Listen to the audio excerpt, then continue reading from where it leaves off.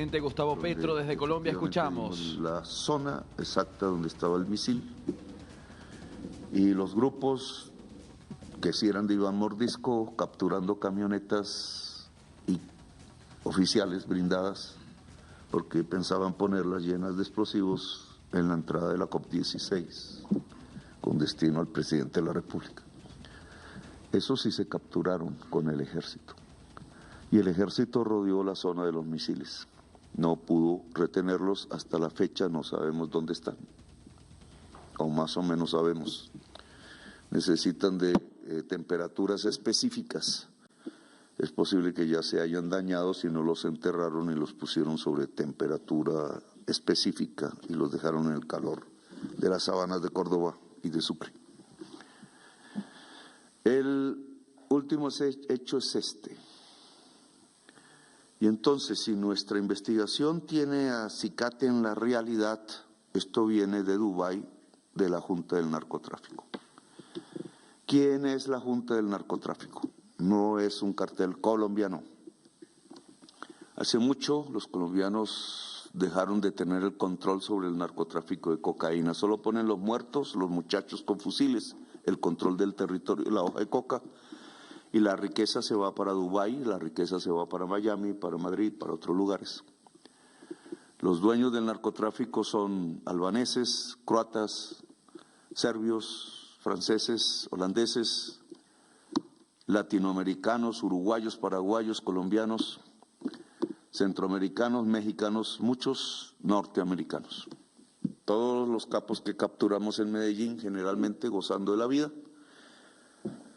son extranjeros, no colombianos. La Junta del Narcotráfico se reúne en Abu Dhabi. El señor que capturaron de origen albanés, colombo-albanés, en Venezuela, burla de la prensa de aquí. Investigamos dónde cogió el arma que tenía en su poder y el arma se la entregó un capitán de la Armada Nacional colombiana. Por cesión, una cosa que no sabía que existía, que se podían ceder las armas. Puede que sea inocente, puede que no. Acaba de estallar una bomba contra el ejército mexicano, en Michoacán, con unos muertos ahí. El ejército en su acción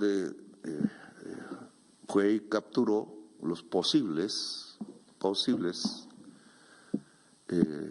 actores del explosivo. La mayoría son exmilitares colombianos y hay unos activos.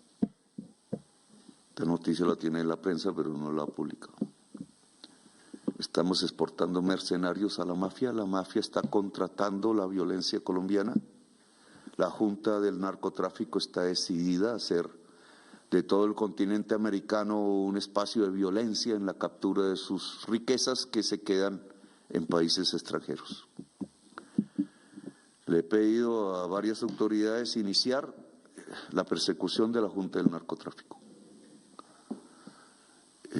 que tiene control aquí en Colombia sobre el Clan del Golfo y sobre la gente de Iván Mordisco, del cual no sabemos si está vivo o muerto.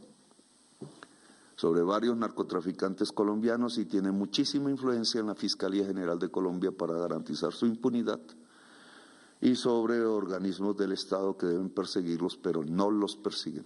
3 esmeralderos han muerto fusilados por francotiradores en Bogotá por ellos.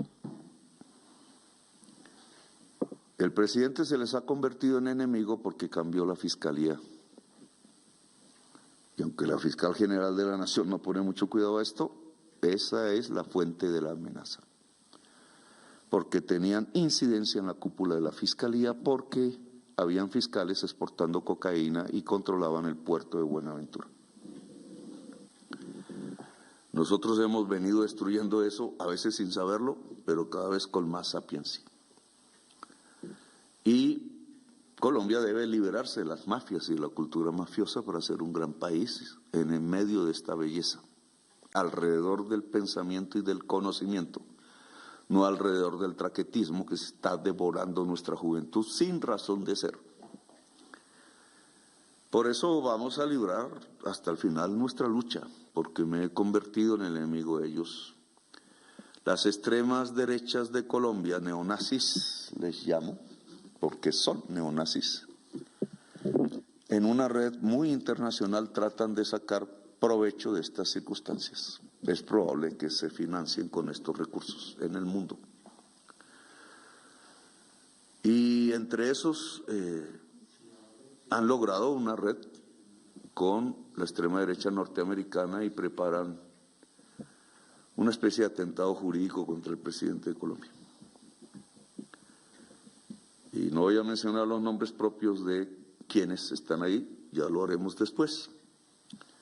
Pero al presidente de Colombia no se le puede manejar como al señor Noriega, tratando de parodiar el proceso, porque somos lo contrario. Para ello están usando, y ese ha sido un error mío que tengo que publicar aquí, una serie de agentes de inteligencia colombianos que se dedicaron a buscar al señor Diego Marín. El señor Diego Marín es el mayor contrabandista del mundo y lavador de activos, colombo español. Yo le pedí al presidente Pedro Sánchez, estando él refugiado en España, porque alguien le comentó que lo íbamos a capturar en Colombia, que nos ayudara a su captura y lo logró. Al presidente Pedro Sánchez le he pedido que hable con el gobierno actual de Portugal, que ya le había pedido antes de elecciones, lo mismo en Portugal, porque está él ubicado en Portugal.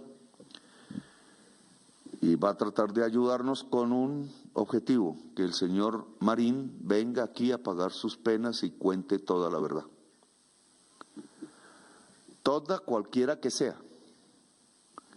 Sabemos que el señor Marín intentó en campaña infiltrar a través de mis familiares la campaña y nunca pudo. Hasta incluso cuando entró los 500 millones famosos, se los hicimos devolver al que los recibió y hay video. Solo que el video creen que lo tiene una sola persona, que es un agente de inteligencia español, doble, trabaja para ambos, saca plata, es su único objetivo. Un artículo sobre él está publicado en El Mundo y es cierto. Y usó la inteligencia colombiana para sacarle plata a Diego Marín y varios otros han hecho lo mismo, porque Diego Marín trata de sobornar y no aceptar la propuesta del presidente. La propuesta del presidente es que venga a Colombia y hable todos sus 38 años de vinculación con la política colombiana y las instituciones colombianas, protegiendo su contrabando que ha arruinado a miles de mujeres confeccionistas de Antioquia, de Bogotá y de muchas regiones del país.